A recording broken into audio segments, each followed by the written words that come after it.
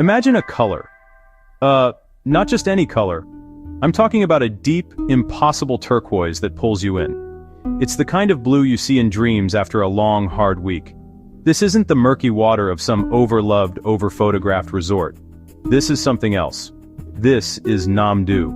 It's a place that whispers an invitation across the Gulf of Thailand, a cluster of islands off the southern coast of Vietnam that most maps forget to mention. It's a place where the modern world's frantic noise gets swallowed by the steady rhythm of the tide. This is the starting line for a different kind of journey. Boat rides, fresh-caught squid, not deadlines and bottom lines. The world is full of places screaming for your attention, promising you the moon, delivering a cheap postcard. Nam Du doesn't scream. It barely speaks above a murmur. It sits there, rugged and green, ringed by waters so clear they feel like a lie. This isn't about luxury. It's about authenticity. For travelers who know the greatest treasures live where the road gets rough and the Wi-Fi dies. This guide is also a dare. To disconnect. To get a little lost. To find a piece of the world that still feels raw, real, and beautifully untamed. The journey to a place like Nam Du is part of the story. It's a filter.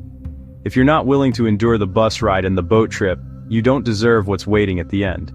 You cram into an overnight bus bound for Gia, not a luxury coach, a moving capsule. You rattle south through the darkness, chasing the dawn and the promise of the sea. You arrive as the city wakes. The air is thick with diesel and strong coffee. You stumble off, shake out the sleep, and head to the harbor. You're after a speedboat ticket. Buy in advance. The locals know. Boats fill fast. You hand over your ID, a small ritual of crossing. For about 2 hours, you're at the mercy of the sea. The AC helps, but the show is outside the salt-streaked glass. Little by little, the archipelago appears. Sleeping green dragons, dark, jagged, mysterious. Your pulse quickens. The mainland is gone. Off the grid. Engine off, and there it is. Water lapping soft against the pier. No high-rises, no jams. Just a village, a handful of guest houses, and the overwhelming presence of nature. You've made it. The journey was long and gritty, because places worth going are rarely easy to reach. You've earned this. Now the real exploration begins. Nam Du isn't one place. It's a constellation of about 21 islands and islets scattered across the sea, each a variation on a theme: green jungle, granite rock, and white sand. The main island, Han Lan, is the hub. Your boat arrives, the village hums, and the best bowl of noodle soup this side of Gia waits. The soul of Nam Du lives in the wilder isles, places like Han Mau, Hai Bo Dap. Beaches here are coves, hidden, often reached by boat or a scramble down a dirt path. The sand is soft and pale, the water a dozen shades of blue and green. Nature's architecture, shaped by wind and water over millennia. The quiet is physical, broken only by bird song and a far-off motor. Life revolves around the sea. Fishermen first and always. Bright boats in harbor, nets drying on docks, slow, deliberate grace.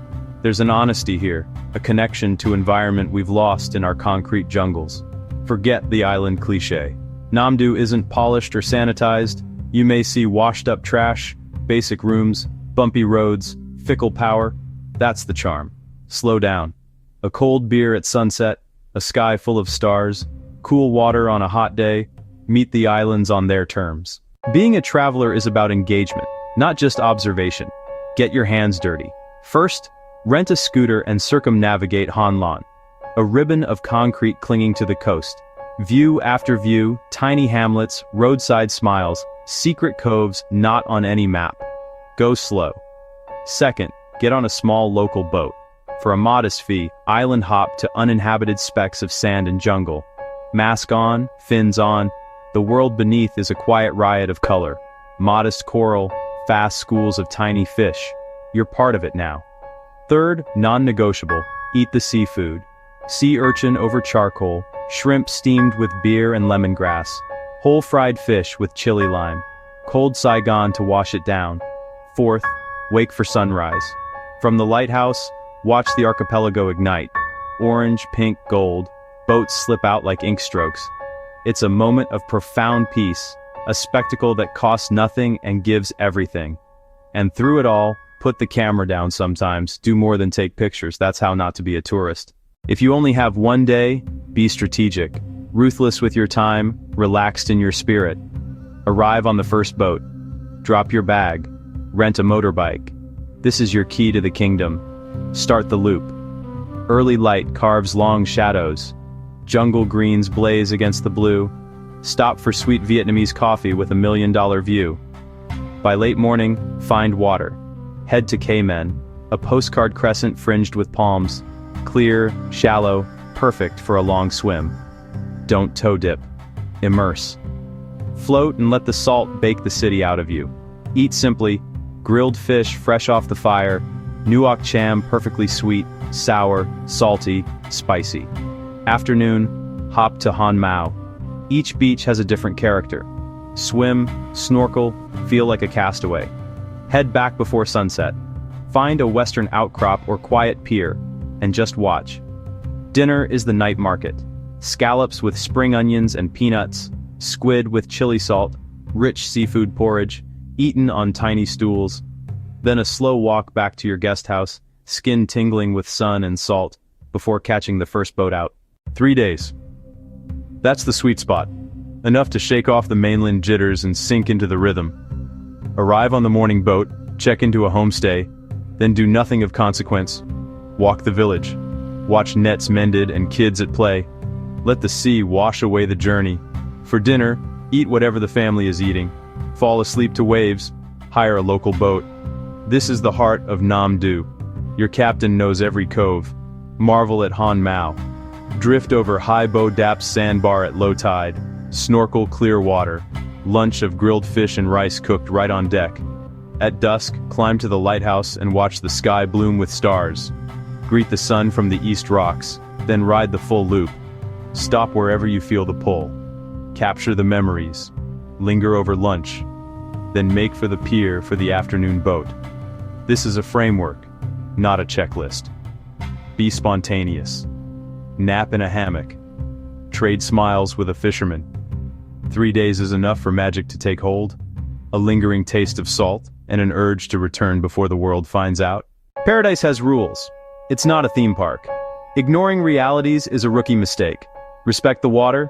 Currents can be tricky. On a small boat, wear the life jacket. It's not fashion. It can save your life. Don't swim alone in remote spots. If you've been drinking, stay on the sand. No fancy hospital nearby. Be your own first responder. Antiseptic wipes, bandages, pain relief, stomach meds. The sun is relentless. Sunscreen isn't optional. Neither is a hat. Hydrate more than you think. Stick to bottled water. Mosquitoes love the tropics. Repellent at dusk will save you misery. Nam Du is safe, but use common sense. Don't flash gear or cash. Keep passport copies separate. Use a waterproof bag for boat runs and downpours. Bring enough cash. ATMs are on the mainland. Check weather. Boat services depend on sea conditions. Rainy season can cancel boats for days. Always build a buffer day. Paradise feels different with a flight to catch. A little foresight and respect for nature keeps your trip memorable for the right reasons. Packing for Nam Du is an exercise in minimalism. Leave the heels, the fancy jacket, the entire makeup collection. Think practical. Think light. Your uniform is swimwear? Bring two. Pack shorts and lightweight cotton or linen. They protect from sun and keep you cool. Comfort rules. Skip heavy jeans and formal wear. Bring sandals for village and beach, plus sneakers or trail sandals for lighthouse hikes and rocky scrambles. A lightweight rain jacket is smart, weather is unpredictable, and evenings can be breezy. Non-negotiables: wide brim hat, good sunglasses, minimal electronics, and a waterproof bag for phone and camera. Electricity can be spotty. Bring a power bank. Bring cash. More Vietnamese dong than you think. Credit cards are mostly useless. From boat rentals to beers, it's cash. Leave behind luxury expectations, impatience, and the need to be connected. The island strips away the non-essential and makes room for joy. So, we come to the end of it. The why. Why endure the bus, the ferry, the lack of five-star amenities? You don't go to be pampered, you go to be humbled by a world on a different frequency, tuned to tides, tuned to the sun, tuned to the seasons. In hyper-connected lives, the signal is weak, but the connection is strong. To nature, to people, to yourself. This isn't escaping reality, it's finding it. It's in the taste of salt after a swim, the texture of fish cooked by the hands that caught it, a smile that needs no words. Namdu offers small, perfect moments. It strips you to the essentials. The world is shrinking. Blank spaces are filling. Places like Namdu are endangered. Pockets of authenticity in a generic world. To visit is a privilege. See it before it changes. Leave nothing but footprints. Take nothing but memories. My final tip? At sunset, find a quiet spot, put your phone away, sit, listen to waves, feel the day's last warmth, breathe the salt air. In that moment you'll understand why you came. Namdu isn't just a destination, it's a feeling. A quiet anchor. Go find it.